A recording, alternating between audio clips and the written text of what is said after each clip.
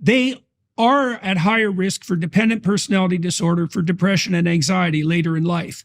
Now, the ones on the other end of the spectrum are much more at risk for lifetime criminality, let's say, and substance abuse, violence, and all that. So there's pathology associated with both extremes with regards to rules. Now, the kids in the middle, they are going to experiment. And so now you can imagine that if you're a kid who comes from a good home and you're pretty rule-oriented, there might well be a time between the ages of 13 and 15 or 16, something like that, where it's actually appropriate for you to admire the rule breakers to some degree, because that's one of the things that pops you out of that childhood dependence on your parents, right? But hopefully you would supersede that as you mature, and that is the pattern for most men, right? I mean, criminality drops off like mad around 25, and so does substance abuse, something like that. And that's often when men who are like women like men 4 to 5 years older, and so it makes sense that it's about 25 or so that men start to get their act together.